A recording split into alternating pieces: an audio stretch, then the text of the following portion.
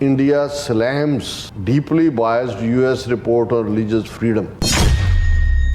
The report reflects one-sided projection of issues and have selectively picked incidents to advance a preconceived narrative, says government, while questioning the law and order situation in US.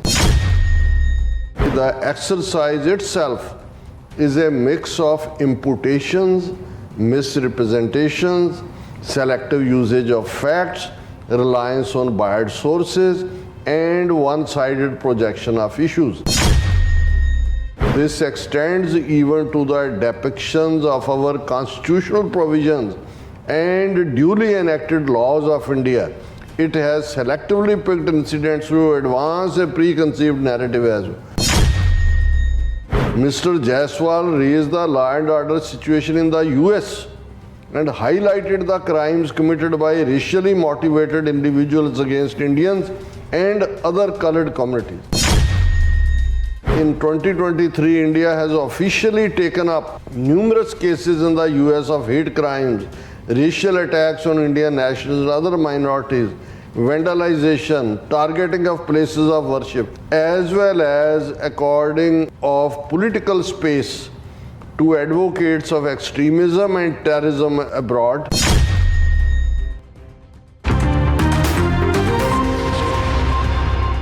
ਦਰਸ਼ਕੋ break ਤੋਂ ਬਾਅਦ ਤੁਹਾਡਾ ਸਭ ਦਾ ਭਰਪੂਰ ਸਵਾਗਤ ਹੈ। ਸੋ viewers ਗੱਲਬਾਤ ਕਰਨ ਜਾ ਰਹੇ ਹਾਂ ਕਿ ਪਿਛਲੇ ਦਿਨੀ ਅਮਰੀਕਨ ਸਟੇਟ ਡਿਪਾਰਟਮੈਂਟ ਵੱਲੋਂ ਭਾਰਤ ਵਿੱਚ ਕੁਚਲੀ ਜਾ ਰਹੀ ਧਾਰਮਿਕ ਆਜ਼ਾਦੀ ਸੰਬੰਧੀ 69 ਸਫ਼ਿਆਂ ਦੀ ਜਿਹੜੀ ਰਿਪੋਰਟ ਹੈ ਉਹ ਰਿਲੀਜ਼ ਕੀਤੀ ਸੀ ਔਰ ਭਾਰਤ ਨੇ ਇਸ ਤੇ ਬੜਾ ਜ਼ਹਿਰੀਲਾ ਤੇ ਤਿੱਖਾ ਰਿਐਕਸ਼ਨ ਦਿੱਤਾ।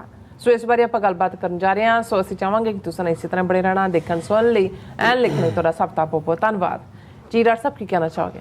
ਦੇਖੋ, ਅਸੀਂ ਪਰਸੋਂ ਰਿਪੋਰਟ ਦਾ ਜ਼ਿਕਰ ਕੀਤਾ ਸੀ ਕਿ ਐਂਟਨੀ ਬਲਿੰਕਨ ਜਿਹੜੇ ਸੈਕਟਰੀ ਆਫ ਸਟੇਟ ਨੇ, ਉਹਨਾਂ ਨੇ ਇੰਟਰਨੈਸ਼ਨਲ ਰਿਲੀਜੀਅਸ ਫਰੀडम ਜਿਹੜੀ ਇੰਡੀਆ ਨਾਲ ਸੰਬੰਧਿਤ ਉਸ ਦੇ ਉੱਤੇ 69 ਪੇਜਸ ਦੀ ਰਿਪੋਰਟ ਰਿਲੀਜ਼ ਕੀਤੀ। ਔਰ ਉਸ ਰਿਲੀਜ਼ ਮੌਕੇ ਦੇ ਉੱਤੇ ਵੀ ਜਿਹੜਾ ਐਂਟਨੀ ਬਲਿੰਕਨ ਦੀ ਬਰੀਫਿੰਗ ਸੀ ਕਿ ਬਈ ਇੰਡੀਆ ਨੂੰ ਮਾਈਨੋਰਿਟੀਜ਼ ਦਾ ਜਿਨ੍ਹਾਂ ਦੇ ਰਿਲੀਜੀਅਸ ਪਲੇਸਿਸ ਜਾਂ ਘਰਾਂ ਨੂੰ ਬੁਲਡੋਜ਼ ਕਰਨ ਔਰ ਇਹ ਸਾਰੇ ਦਾ ਜਿਹੜਾ ਹੈ ਇਸ ਦੇ ਉੱਤੇ ਗੌਰ ਕਰਨਾ ਚਾਹੀਦਾ ਹੈ। ਇਹ ਡੈਮੋਕ੍ਰੇਸੀ ਦੇ ਲਈ ਠੀਕ ਨਹੀਂ ਹੈ ਔਰ ਅਸੀਂ ਦੁਨੀਆ ਦੇ ਵਿੱਚ ਡੈਮੋਕ੍ਰੈਟਿਕ ਵੈਲਿਊਜ਼ ਨੂੰ ਪ੍ਰਮੋਟ ਕਰਨਾ ਚਾਹੁੰਦੇ। ਸੋ ਪਰਸੋਂ ਰਿਪੋਰਟ ਸੀ। ਕੱਲ੍ਹ ਦੀ ਟਿੱਪਣੀ 'ਚ ਵੀ ਮੈਂ ਕਿਹਾ ਸੀ ਵੀ 24 ਘੰਟੇ ਹੋ ਗਏ ਨੇ, ਅਜੇ ਤੱਕ ਇੰਡੀਆ ਨੇ ਕੋਈ ਰਿਐਕਸ਼ਨ ਨਹੀਂ ਦਿੱਤਾ। ਹਾਲਾਂ ਇਹ ਨਹੀਂ ਸੀ ਕਿ ਮੈਨੂੰ ਪਤਾ ਨਹੀਂ ਸੀ ਵੀ ਰਿਐਕਸ਼ਨ ਨਹੀਂ ਦੇਣਾ, ਪਰ ਮੈਨੂੰ ਇਹ ਲੱਗਿਆ ਕਿ ਵੀ ਇਹ ਕਈ ਵਾਰ ਜਿਹਨੂੰ ਸਖਤੇ ਜਾਣਾ ਕਹਿੰਦੇ ਨੇ ਉਹ ਹੈ, ਤਾਂ ਕਈ ਵਾਰੀ ਸ਼ੈਲ ਸ਼ੌਕਡ ਹੁੰਦਾ ਕਿਉਂਕਿ ਟਾਈਮਿੰਗ ਆਲਰੇਡੀ ਉਹੀ ਹੈ ਜਦੋਂ ਕਿ ਡਿਪਟੀ ਸੈਕਟਰੀ ਕੈਂਬਲ ਨੇ ਲੰਡਨ 'ਚ ਬੈਠ ਕੇ ਕਿਹਾ ਕਿ ਭਾਈ ਇਹ ਜਿਹੜਾ ਅਕਾਊਂਟੇਬਿਲਟੀ ਤਾਂ ਮਸਟ ਹੈ ਔਰ ਸਟੇਟ ਡਿਪਾਰਟਮੈਂਟ ਨੇ ਵੀ ਇਸ ਦੇ ਉੱਤੇ ਕਿਹਾ ਵੀ we are waiting for the report, investigative report ਜਿਹੜੀ ਨਵੰਬਰ ਦੀ ਕਮੇਟੀ ਬਣਾਈ ਹੈ। ਔਰ ਨਾਲ ਦੀ ਨਾਲ ਐਂਟਨੀ ਬਲਿੰਕਨ ਨੇ ਜਿਹੜਾ 69 ਪੇਜ ਰਿਪੋਰਟ ਦੇ ਨਾਲ ਨਹਿਲੇ ਦੇ ਉੱਤੇ ਦਹਿਲੇ ਵਾਲਾ ਕੰਮ ਕੀਤਾ ਜਿਹਨੂੰ ਤੁਸੀਂ ਪ੍ਰੈਸ਼ਰ ਬਿਲਡਿੰਗ ਕਹਿੰਦੇ ਹੋ। ਔਰ ਅੱਜ ਵਾਕਿਆ ਹੀ ਉਹਨਾਂ ਦਾ ਵੀ ਜਿਹੜਾ ਸਬਰ ਹੈ ਜੋ ਅਮਰੀਕਾ ਦੇ ਹਵਾਲੇ ਨਾਲ ਔਰ ਹੁਣ ਤੋਂ ਕੁਛ ਦੇਰ ਪਹਿਲਾਂ ਤੱਕ ਜੋ ਵਿਸ਼ਵ ਗੁਰੂ ਵੀ ਬਣੇ ਹੋਏ ਸੀ ਔਰ ਇਵੇਂ ਸੀ ਜਿਵੇਂ ਸਾਰਾ ਅਮਰੀਕਾ ਤੇ ਮੋਦੀ ਨੂੰ ਪੁੱਛ ਕੇ ਤੁਰਦਾ ਹੈ ਔਰ ਐਸ ਜੈ ਸ਼ੰਕਰ ਤੇ ਦੂਜੇ ਨਜ਼ਰ ਹੀ ਨਹੀਂ ਆਉਂਦੇ। ਹੁਣ ਮੋਦੀ ਜਾਂ ਤੁਹਾਨੂੰ ਅਜੀਤ ਡੋਵਲ ਵੀ ਕਿਤੇ ਜਿਹੜੇ ਨੇ ਥਿੜਕਦੇ ਬਿੜਕਦੇ ਕੋਈ ਜਿਹੜੇ ਨੇ ਉਹ ਜਾਲੀ ਜਿਹੀਆਂ ਮੁੱਛਾਂ ਤੇ ਤਾ ਦਿੰਦਾ, ਅਜੀਤ ਡੋਵਲ ਨਹੀਂ ਨਜ਼ਰ ਆਉਂਦਾ। ਉਹਨਾਂ ਨੇ ਇਸ ਨੂੰ ਰਣਧੀਰ ਜੈਸਵਾਲ ਜਿਹੜਾ ਨਵਾਂ ਲੱਭਿਆ ਕਿਉਂਕਿ ਉਹ ਮਿਸਟਰ ਬਾਗਚੀ ਜਿਹੜਾ ਪਹਿਲਾਂ ਐਕਸਟਰਨਲ ਅਫੇਅਰਸ ਦਾ ਸਪੋਕਸਪਰਸਨ ਸੀ ਉਹਨੂੰ ਤਾਂ ਜਨੀਵਾ ਭੇਜਿਆ ਹੋਇਆ ਔਰ ਇਹ ਰਣਧੀਰ ਜੈਸਵਾਲ ਜਿਹੜਾ ਸਪੋਕਸਪਰਸਨ ਬਣਾਇਆ ਹੋਇਆ ਉਹੀ ਬੋਲਦਾ ਔਰ ਅੱਜ ਬੋਲਿਆ ਤੇ ਫਿਰ ਉਹ ਮੁਰਦਾ ਬੋਲੇ ਕਫਨ ਫਾੜੇ, ਪੂਰਾ ਕਫਨ ਫਾੜਿਆ, ਫਾੜ ਕੇ ਐਂ ਲੀਰੋ ਲੀਰ ਕਰਕੇ ਮੂੰਹ ਦੇ ਉੱਤੇ ਹੀ ਆ ਜਿਹੜਾ ਉਹ ਆਪਣੇ ਆਪ ਨੂੰ ਹੀ ਬੰਨਿਆ ਹੋਇਆ ਉਹਨਾਂ ਲੀਰਾਂ ਦੇ ਨਾਲ ਵੀ।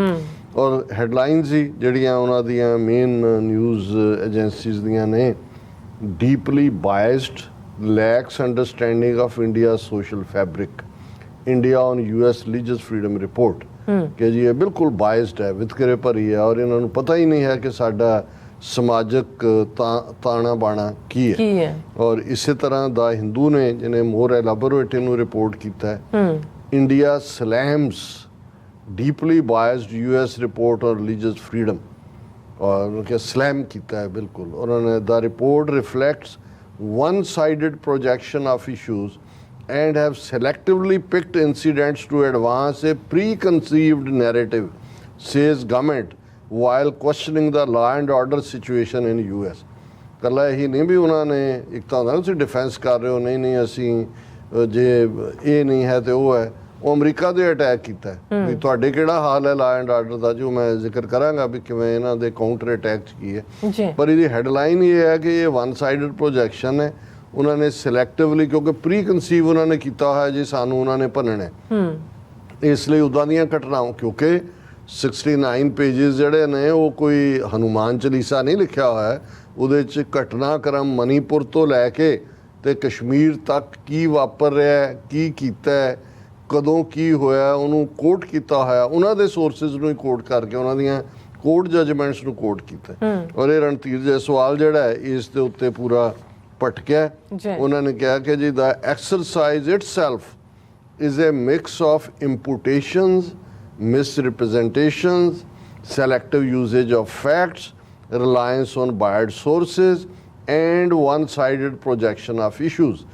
This extends even to the depictions of our constitutional provisions and duly enacted laws of India.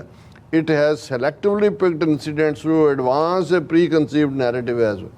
ਇਹ ਤਾਂ ਜੀ ਸਾਡੇ ਕਨਸਟੀਟਿਊਸ਼ਨ ਤੇ ਹਮਲਾ, ਜਿਹੜੇ ਜਜਮੈਂਟ ਦਿੱਤੀਆਂ ਨੇ ਜੇ ਉਹਨਾਂ ਦੇ ਉੱਤੇ ਵੀ ਅਮਰੀਕਾ, ਉਹ ਭਾਈ ਜਜਮੈਂਟਸ ਕੋ ਰੱਬ ਨੇ ਦਿੱਤੀਆਂ, ਇਹ ਤਾਂ ਆਪਣੀਆਂ ਜਜਮੈਂਟਸ ਚੈਲੰਜ ਹੁੰਦੀਆਂ ਨੇ ਕਿ ਭਾਈ ਜੇ ਤੁਸੀਂ ਕੋਈ ਲਾਅ ਬਣਾਉਂਦੇ ਹੋ ਔਰ ਬਰੂਟ ਮੈਜੋਰਿਟੀ ਦੇ ਨਾਲ ਉਹਨੂੰ ਤੁਸੀਂ ਪਾਸ ਕਰਾ ਲੈਂਦੇ ਹੋ, ਅਦਾਲਤਾਂ ਨੂੰ ਵੀ ਤੁਸੀਂ ਮੈਨੀਪੂਲੇਟ ਕਰ ਲੈਂਦੇ ਹੋ, ਮਤਲਬ ਇਹ ਤਾਂ ਨਹੀਂ ਹੈ ਕਿ ਉਹ ਫਾਈਨਲੀ ਸਭ ਠੀਕ ਹੋ ਗਿਆ, ਕਿਉਂਕਿ ਜੋ ਤੁਹਾਡੇ ਕਨਸਟੀਟਿਊਸ਼ਨ ਜਾਂ ਜਜਮੈਂਟਸ ਨੇ ਇੰਟਰਨੈਸ਼ਨਲ ਲਾਅ ਦੇ ਥੱਲੇ ਔਰ ਜੋ UN ਚਾਰਟਰ ਜਿਹਦੇ ਤੁਸੀਂ ਸਿਗਨੇਟਰੀ ਹੋ ਉਹਦੇ ਨਾਲ ਕੀ ਚੀਜ਼ ਮੇਲ ਖਾਂਦੀ ਹੈ, ਇਹ ਕ੍ਰਾਈਟੇਰੀਆ ਤੁਹਾਡੇ ਜੱਜ ਉੱਥੇ ਕੀ ਕਹਿੰਦੇ ਨੇ doesn't matter.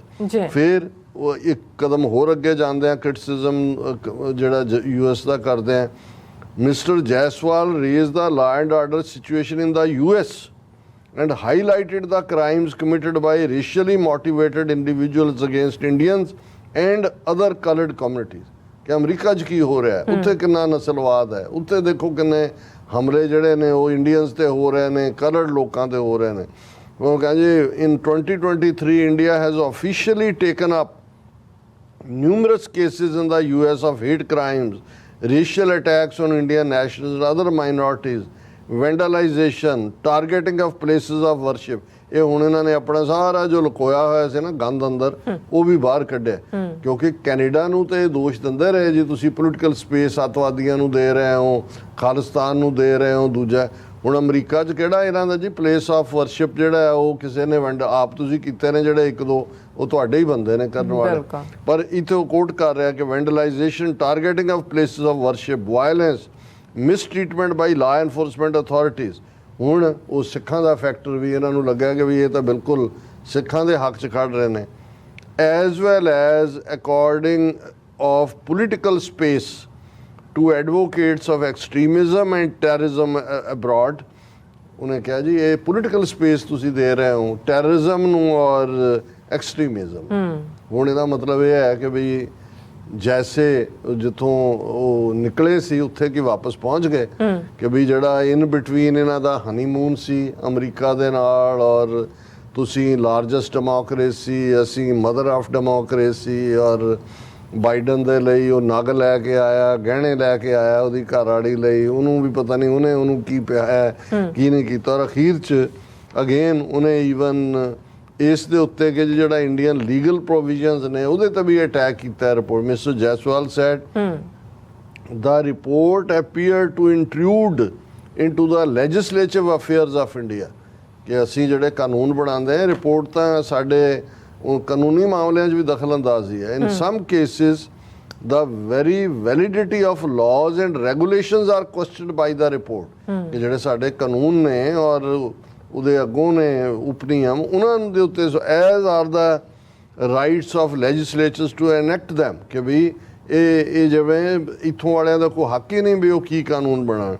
The report also appears to challenge the integrity of certain legal judgments given by Indian courts ਕਿ ਜੀ ਜਿਹੜੇ ਫੈਸਲੇ ਭਾਰਤੀ ਅਦਾਲਤਾਂ ਨੇ ਸੁਣਾਏ ਨੇ ਇਹ ਉਹਨਾਂ ਦੇ ਉੱਤੇ ਵੀ ਹਮਲਾ ਹੈ।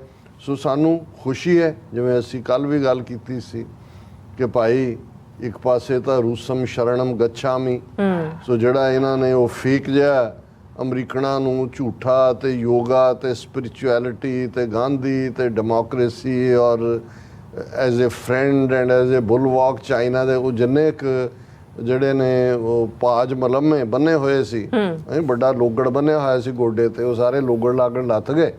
ਔਰ ਇੱਕ ਗੱਲ ਸਾਹਮਣੇ ਆ ਗਈ ਕਿ ਭਾਈ ਜਿਸ ਨੂੰ ਆਏ ਤਾਂ ਉਹੀ ਸੀ ਚਾਂਬਲ ਕੇ, ਔਰ ਅਮਰੀਕਾ ਨੂੰ ਵੀ ਲੱਗਦਾ ਸੀ ਕਿ ਵੀ ਦੇਖੋ ਚੇਂਜ ਆ, ਫਿਰ ਆਈ ਕਰਕੇ ਦੇਖੀਏ ਇੱਧਰ ਕੀ ਹੈ। ਪਰ ਇਹਦੇ 'ਚ ਜਿਵੇਂ ਉਹ ਗੁਰਬਾਣੀ ਦਾ ਇੱਕ ਫਰਮਾਨ ਹੈ ਕਿ ਬਈ ਸਲਾਮ ਜਵਾਬ ਦੋਵੇਂ ਕਰੇ ਮੁੱਢੋਂ ਕੁੱਥਾ ਜਾਏ, ਕਿ ਵੀ ਤੁਸੀਂ ਇੱਕ ਵੇਲੇ ਇੱਕੋ ਹੀ ਕੰਮ, ਜਾਂ ਤਾਂ ਤੁਸੀਂ ਕਿਸੇ ਨੂੰ ਸਲਾਮ ਕਰਦੇ ਹੋ, ਉਹਦਾ ਰਿਗਾਰਡ ਕਰਦੇ ਹੋ, ਜਾਂ ਉਸ ਨੂੰ ਆਪਣਾ ਮੰਨਦੇ ਹੋ, ਤਾਂ ਜਾਂ ਉਸ ਦੀ ਜਵਾਬਦੇਹੀ ਕਰਦੇ ਹੋ। ਇਹ ਜੇ ਤੁਸੀਂ ਇੱਕੋ ਵੇਲੇ ਦੋਨੋਂ ਕੰਮ ਕਰਨੇ ਚਾਹੋ ਕਿ ਵੀ ਤੁਸੀਂ ਸਲਾਮ ਵੀ ਕਰ ਰਹੇ ਹੋ ਤੇ ਜਵਾਬ ਵੀ ਮੰਗ ਰਹੇ ਹੋ, ਮੁੱਢੋਂ ਕੁੱਥਾ ਜਾਏ ਦਾ ਮਤਲਬ ਫਿਰ ਉਹਦੀ ਜੜ ਨਿਕਲ ਜਾਂਦੀ ਹੈ। ਵੀ ਤੁਸੀਂ ਅਮਰੀਕਾ ਦੇ ਨਾਲ ਦੋਸਤੀ ਦਾ ਗਾਊਨ ਪਾ ਕੇ, ਚੋਲਾ ਪਹਿਨ ਕੇ, ਮਾਸਕ ਪਾ ਕੇ, ਨਕਾਬ ਪਾ ਕੇ ਅਮਰੀਕਾ ਦੀ ਧਰਤੀ ਦੇ ਉੱਤੇ ਤੁਸੀਂ ਅਮਰੀਕਨ ਸ਼ਹਿਰੀਆਂ ਦਾ ਮਰਡਰ ਕਰਨ ਦਾ ਪਲਾਟ ਬਣਾ ਰਹੇ ਹੋ, ਤੁਸੀਂ ਵਾਇਲੇਟ ਕਰ ਰਹੇ ਹੋ ਅਮਰੀਕਨ ਸੋਵਰਨਿਟੀ ਨੂੰ, ਇੰਟਰਨੈਸ਼ਨਲ ਲਾਅ ਨੂੰ। ਇਹ ਕੋਈ ਵੀ ਆਮ ਵੀ ਨਹੀਂ ਬਰਦਾਸ਼ਤ ਕਰ ਸਕਦਾ। ਆਮ ਵੀ ਕੋਈ ਹੋਏ, ਇਹ ਤਾਂ ਅਮਰੀਕਾ ਹੈ ਜਿਹੜਾ ਅਜੇ ਘੱਟੋ ਘੱਟ ਅਗਲੇ 50-60 ਸਾਲ ਅਮਰੀਕਾ ਦਾ ਜਿਹੜਾ ਸੁਪਰ ਪਾਵਰ ਸਟੇਟਸ ਹੈ ਉਹ ਕਿਤੇ ਨਹੀਂ ਜਾ ਰਿਹਾ, ਨੋ ਮੈਟਰ ਕਿੰਨੇ ਚੈਲੰਜਸ ਇੱਧਰ ਉੱਧਰ ਨੇ, ਕਿਉਂਕਿ ਇੰਸਟੀਟਿਊਸ਼ਨਸ ਸਟਰੋਂਗ ਨੇ। ਔਰ ਜ਼ਾਹਰ ਹੈ ਕਿ ਹਰ ਚੀਜ਼ ਕੋਈ ਗਲਤ ਜਿਹੜੀ ਠੀਕ ਨਹੀਂ ਹੁੰਦੀ, ਗਲਤ ਨੀਤੀਆਂ ਵੀ ਨੇ, ਲੇਕਿਨ ਉਹ ਜਿਹਨੂੰ ਕਹਿੰਦੇ ਨੇ ਕਿਆ ਪਿੱਦੀ ਕਾ ਸ਼ੋਰਬਾ, ਵੀ ਤੁਹਾਡੀ 2-2.5 ਟ੍ਰਿਲੀਅਨ ਡਾਲਰ ਦੀ ਇਕੋਨਮੀ, 80 ਕਰੋੜ ਲੋਕ ਜਿਹੜੇ ਤੁਹਾਡੇ 5 ਕਿਲੋ ਜਿਹੜਾ ਪਰ ਜੀ ਆਟਾ ਮਿਲਦਾ ਤੁਹਾਨੂੰ, ਕੋਈ ਕਣਕ ਜਾਂ ਚੌਲ ਉਹਦੇ ਨਾਲ ਪਲਦੇ ਨੇ, ਤੇ ਤੁਸੀਂ ਕਿਹਦੀਆਂ ਅੱਖਾਂ 'ਚ ਅੱਖਾਂ ਪਾ ਕੇ ਆ ਜੈਸਵਾਲ ਤੇ ਦੂਜੇ ਅੱਖਾਂ ਕਰ ਰਹੇ ਨੇ, ਅਮਰੀਕਾ ਨੂੰ ਦੱਸ ਰਹੇ ਨੇ ਵੀ ਇਹਨਾਂ ਦਾ ਲਾ ਐਂਡ ਆਰਡਰ ਕੀ ਹੈ। ਇਹ ਹੈ ਜਿਸ ਨੂੰ ਕਹਿੰਦੇ ਨੇ ਕਿ ਭਾਈ ਧਰਤੀ ਤੇ ਆਕਾਸ਼ ਚੜਾਵੇ, ਚੜੇ ਆਕਾਸ਼ ਗਿਰਾਵੇ। ਇਹ ਤਾਂ ਆਪ ਹੀ ਚੜੇ ਸੀ, ਇਹਨਾਂ ਨੂੰ ਚੜਾਇਆ ਵੀ ਕਿਹਨੇ ਸੀ, ਆਪ ਹੀ ਸਮਝਦੇ ਸੀ ਵੀ ਅਸੀਂ ਜਿਹੜਾ ਹੁਣ ਟੀਸੀ ਦਾ ਬੇਰ ਲਾ ਲਿਆ, ਅਸੀਂ ਅਮਰੀਕਾ ਦੇ ਯਾਰ ਬਣ ਗਏ। ਹੁਣ ਇਹ ਕਹਿੰਦੇ ਨੇ ਵੀ ਨਹੀਂ ਸਾਡੀ ਔਕਾਤ ਉਹੀ ਨੱਥੂ ਛੋਲਿਆਂ ਵਾਲੀ ਹੈ, ਇਸ ਤੋਂ ਬਿਯੋਂਡ ਅਸੀਂ ਨਹੀਂ ਹੈਗੇ ਕੁਝ। ਜੀ ਰਾਜ ਸਾਹਿਬ ਤੁਹਾਡਾ ਬਹੁਤ ਬਹੁਤ ਧੰਨਵਾਦ। ਸੋ ਥੈਲਨ ਬ੍ਰੇਕ ਵਿਊਅਰਸ ਤੁਸੀਂ ਇਸ ਤਰ੍ਹਾਂ ਬੜੇ ਰਹਿਣਾ, ਮਿਲਦੇ ਆਫਟਰ ਦਿਸ ਸ਼ਾਰਟ ਬ੍ਰੇਕ।